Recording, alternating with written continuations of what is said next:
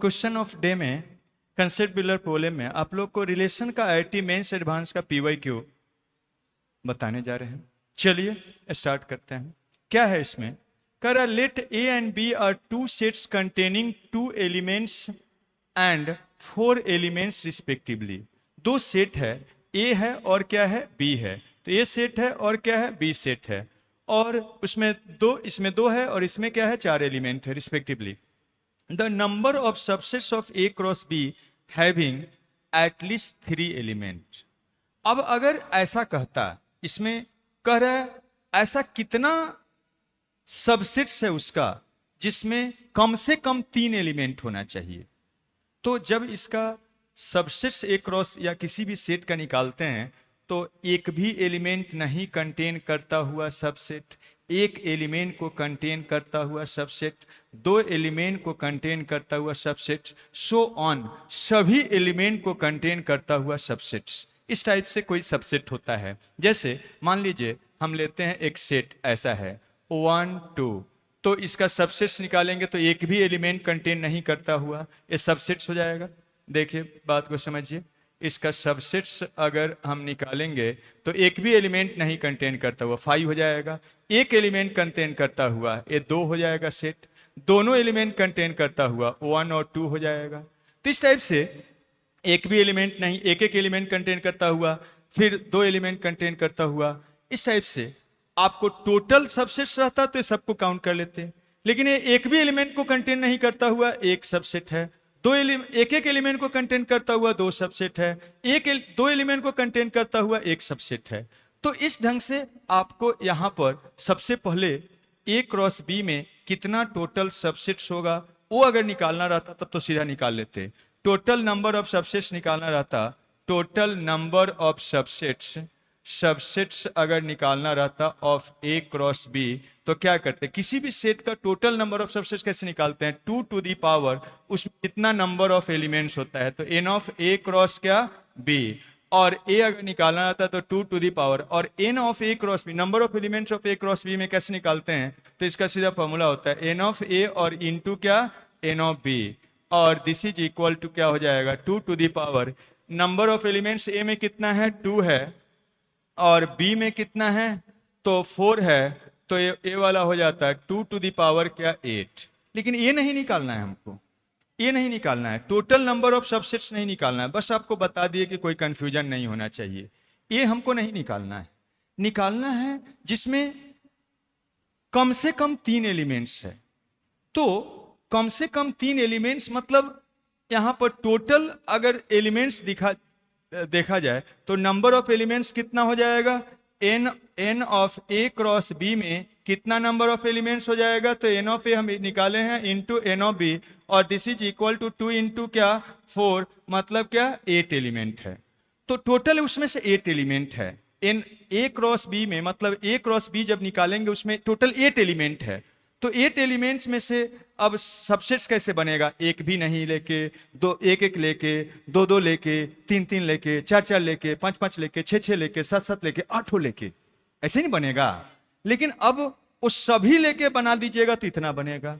लेकिन आपको क्या कहा जा रहा है, कम से कम क्या 3 एलिमेंट होना चाहिए। तो 3 एलिमेंट वाला कितना बनेगा, 4 एलिमेंट वाला कितना बनेगा, 5 एलिमेंट वाला कितना बनेगा, सबको जोड़ते हुए लिख देंगे तो वही हो जाएगा। तो सबसे पहले देखिएगा total number of subsets, number of subsets containing कितना कंटेन कर रहा है 3 एलिमेंट्स इज इक्वल टू क्या हो जाएगा, तो 8 टोटल एलिमेंट्स है उसमें से जितना तरीका से 3 को सिलेक्ट कर सकते हैं तो 8C3 हो जाएगा।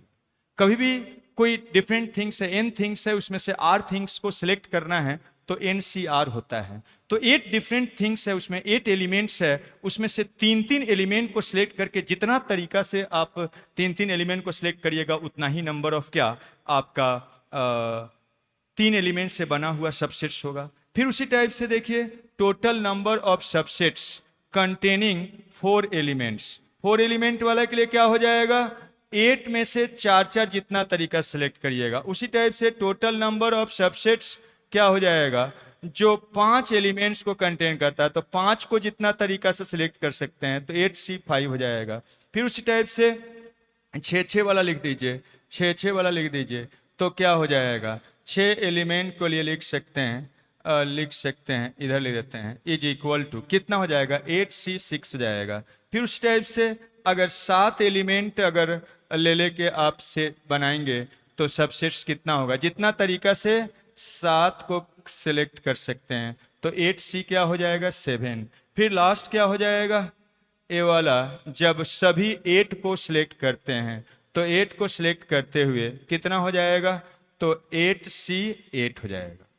ये सभी होना चाहिए, इसी का हमको यही निकालना है एटलीस्ट। तो रिक्वायर्ड नंबर क्या हो जाएगा, इस सबको जोड़ेंगे तो होगा। तो चलिए जोड़ते हैं, इस सबको क्या कर लेते हैं, ऐड करते हैं, सबको ऐड करिएगा। देयरफॉर रिक्वायर्ड नंबर क्या हो जाएगा, required number is equal to 8C3 and plus 8C of क्या 4 एंड 8C ऑफ क्या 5, 8C ऑफ क्या 6, 8C ऑफ 7 और 8C ऑफ क्या 8। इसी को जोड़ना है।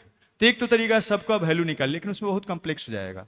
दूसरा एक तरीका होता है, ऐसा एक रिजल्ट होता है, कभी भी NC0 plus NC of 1 plus NC of 2 so on NCN तक का ये जो सम होता है, इसका सम होता है 2 टू दी पावर क्या n होता है, एक रिजल्ट होता है, इसी का यूज करते हैं। इसमें लेकिन 3 मिसिंग है, पहला 3 क्या है, मिसिंग है। तो हम क्या करते हैं, ऐसा करते हैं, 8C of 0, 8C of 1, 8C of 2 and 8C of 3 से लेके 8C ऑफ क्या 8 तक को लिख देते हैं। अपने मन से क्या किए हैं, ये 3 नंबर को जोड़े हैं, तो उतना ही क्या कर देते हैं, घटा देते हैं। Minus 8C of 0 and minus 8C of 1 और माइनस 8C ऑफ क्या 2 हो जाएगा, ऐसा हो गया। और यहां से अब आप लिख सकते हैं, इस सब का सम कितना हो जाएगा, 2 टू दी पावर 8, इसी फॉर्मूला से। और माइनस इस सब का वैल्यू निकाल लीजिए। कभी भी एनसीआर का वैल्यू हम लोग ऐसे निकालते हैं, एनसीआर का वैल्यू निकालना है, 2 तरीका है, अपर सफिक्स का factorial divided by upper minus lower suffix का फैक्टोरियल इनटू आर का फैक्टोरियल, या आप n को डिक्रीजिंग ऑर्डर में r फैक्टर तक लिख दीजिए, n into N minus 1 into so on up to कहां तक, r फैक्टर्स तक, और divided by 1 into 2 into 3 into so on क्या, यहां से ए वाला r तक, ऐसा होता है। दोनों में से किसी तरीका से आप कर सकते हैं। तो यहां से अब कर लेते हैं, देखिए इसी से ए वाला का वैल्यू अब इसी से निकालिएगा, तो ये आ जाएगा 1, इसका वैल्यू निकालिएगा तो ये आ जाएगा 8, और इसका वैल्यू निकालिएगा, इसी से निकाल रहे हैं, देखिए ए वाला से निकाल रहे हैं, तो यहाँ से 8 एक और फैक्टर तक, और नीचे में 1 हो जाएगा, 1 है। तो ये वाला तो सीधा आपका इससे नहीं बनेगा, तो इससे निकालिएगा तो 1 आ जाएगा, इसको निकालिएगा तो 8 को डिक्रीजिंग ऑर्डर में 2 फैक्टर तक, तो 8 इंटू 7 और नीचे में 1 इंटू 2, निकालिए क्या बनेगा, 8 2 4 टाइम्स कैंसिल हो जाएगा, ये कितना बनेगा, तो 256 और -1 और माइनस कितना 8, और ये वाला कितना हो जाएगा 28 हो जाएगा। सब्सट्रैक्ट करिए, देखिए 230 219 आ रहा है, तो 219 आ जाएगा। तो देखिए यहाँ पर कुछ ऐसा ऑप्शन में है 219, यही वाला आंसर में हो जाएगा, ऐसा बन गया। तो ये आपका कुछ एनसीआर से अटैच करके क्वेश्चंस दिया गया था, लेकिन बेसिक बात था। चलिए नेक्स्ट आया है क्या, कह रहा है Z B set of integers and X belongs to Z, ए ऐसा सेट दिया हुआ है और बी ऐसा सेट दिया हुआ है, then number of subsets of the set A cross B. A cross B का नंबर ऑफ सबसेट्स कैसे निकालते हैं, अभी बताएं formula. Total number of subsets का आपके लिए ए में कितना नंबर ऑफ एलिमेंट्स, बी में कितना नंबर ऑफ एलिमेंट्स आपको पता होना चाहिए। तो पहले ए में नंबर ऑफ एलिमेंट्स निकालते हैं। X belongs to Z, X natural number से है और इस इक्वेशन को सेटिस्फाई कर रहा है, तो इसको सोल्व करते हैं और ए में नंबर ऑफ एलिमेंट्स निकालते हैं। तो चलिए सोल्व किया जाए। यहाँ पर ए में ए के लिए हम काम कर रहे हैं, ए क्या है, एक्स का एक तरह से रूल फॉर्म में या सेट बिल्डर फॉर्म में आपको सेट दिया हुआ है, और एक्स का वैल्यू ही इसमें है, और एक्स का वैल्यू इससे आएगा। तो उसको चलिए सोल्व करते हैं। 2 to the power X plus of 2 और क्या है एक्स स्क्वायर और माइनस क्या 5 ऑफ एक्स एंड प्लस क्या 6 और इज इक्वल टू 1 है। तो ये एक्सपोनेंशियल फंक्शन है।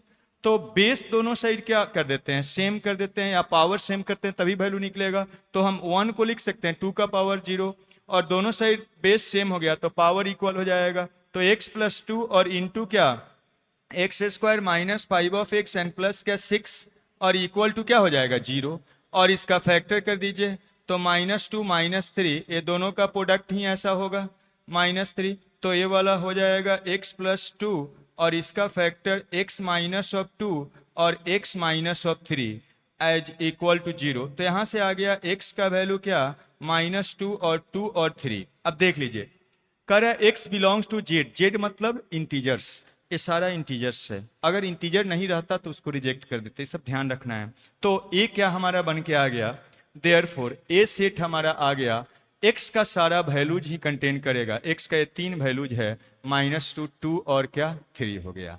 ठीक है, देयरफॉर na कितना हो जाएगा, नंबर ऑफ एलिमेंट इसमें कितना है 3 है। अब आते हैं इस पर आते हैं, इसमें भी इस b के लिए अब आते हैं b के लिए।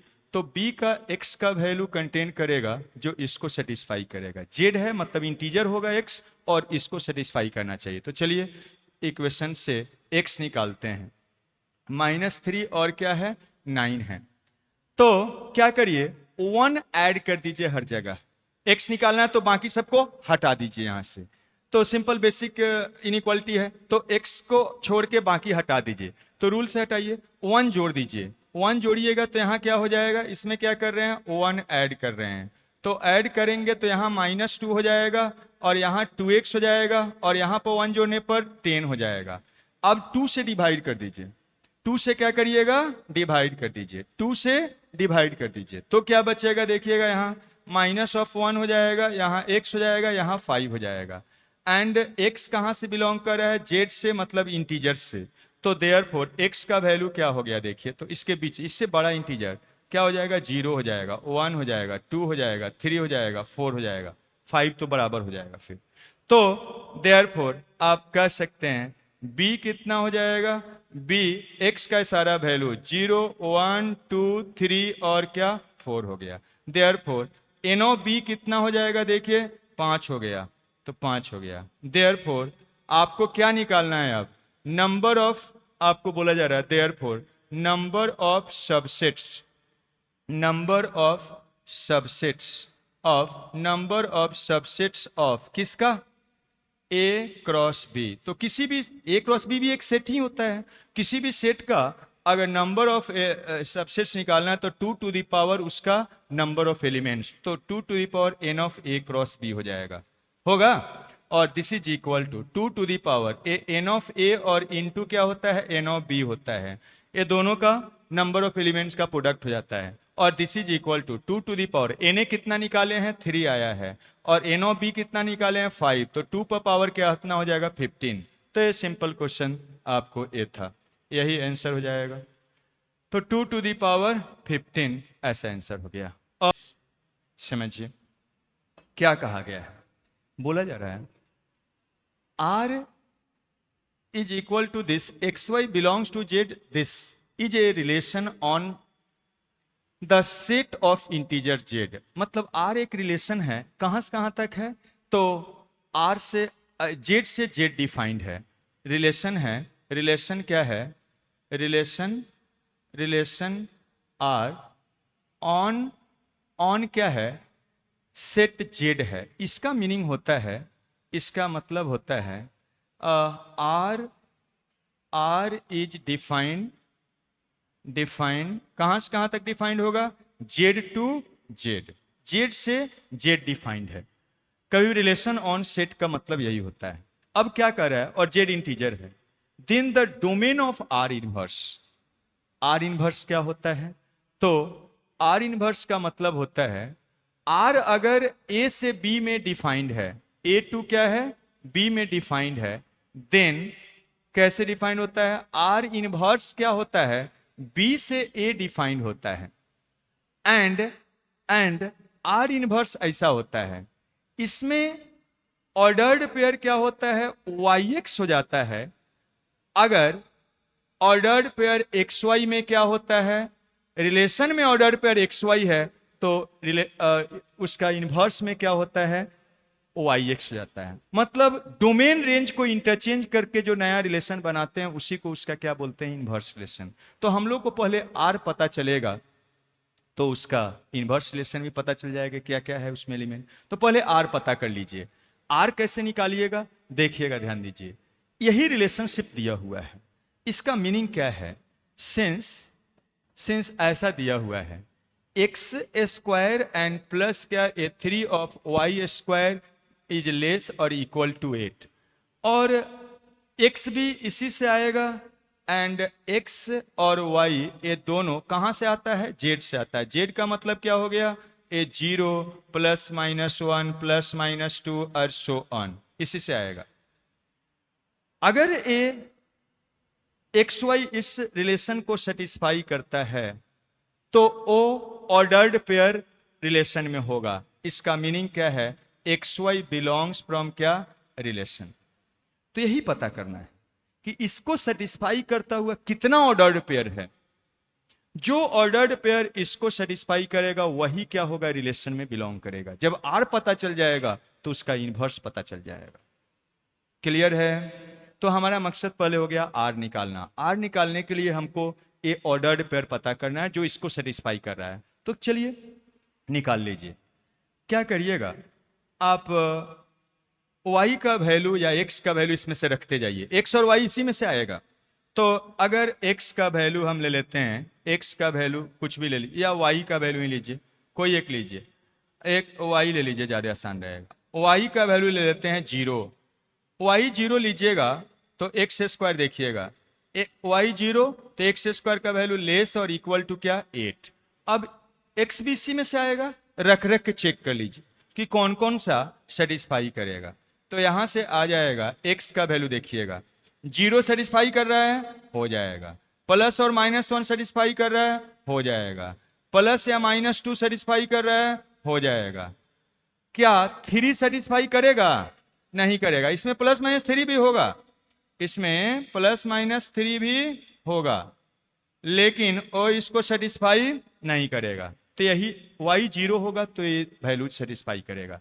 मतलब एक्स वाई का ऑर्डर्ड पेयर अब पता चल गया हमको। उसके बाद देखिएगा, F Y is equal to ले लेते हैं प्लस या माइनस 1, स्क्वायर है तो प्लस माइनस 1 दोनों सेम रिजल्ट देगा। तो देखिएगा क्या बनेगा। तो एक्स स्क्वायर इज लेस और इक्वल टू, यहां रखेंगे तो 3 हो जाएगा, इससे ले जाएंगे तो क्या हो जाएगा? 5 हो जाएगा, 5 हो जाएगा। तो देखिएगा x क्या क्या बनेगा। अब x का वैल्यू 0 सेटिस्फाई कर रहा है, फिर उसके बाद देखिए x का वैल्यू प्लस या माइनस 1 भी सेटिस्फाई करेगा, x का वैल्यू प्लस या माइनस 2 भी सेटिस्फाई करेगा, प्लस या माइनस 2 भी सेटिस्फाई करेगा, लेकिन 3 करेगा? नहीं करेगा। आगे बढ़ते हैं। If y is equal two plus या माइनस क्या? 2, तो देखिएगा 2 रखेंगे तो ये कितना हो जाएगा? 4, यहां पर ये 4 हो जाएगा, अब 4 12 हो जाएगा। एक्स स्क्वायर इज लेस और इक्वल टू क्या है? 12, तो माइनस ऑफ 4, ये पॉसिबल नहीं होगा। होगा पॉसिबल? नहीं होगा। एक्स स्क्वायर कभी माइनस 4 से छोटा नहीं हो सकता है, तो खाली इसी से वैल्यू आएगा। दिस इंप्लाइज, अब देखिएगा आर क्या बन गया। एक्स यहां से लेंगे, वाई यहां से, तो एक्स 0 तो वाई का वैल्यू 0, एक्स का वैल्यू 1 तो y का वैल्यू 0, x का वैल्यू -1, y का वैल्यू 0, x का वैल्यू 2, y का वैल्यू 0, x का वैल्यू -2, y का वैल्यू 0। मतलब a x के क्रॉसपॉन्डिंग y लिख दिए, एक्स वाई जो भी ऑर्डर्ड पेयर रिलेशन में आ गया। इसके लिए देखते हैं, इसके लिए x का वैल्यू 0 तो y का वैल्यू +1, x का वैल्यू 0 तो y का वैल्यू, x का वैल्यू 0 तो y का वैल्यू -1, दोनों लेते चलिए।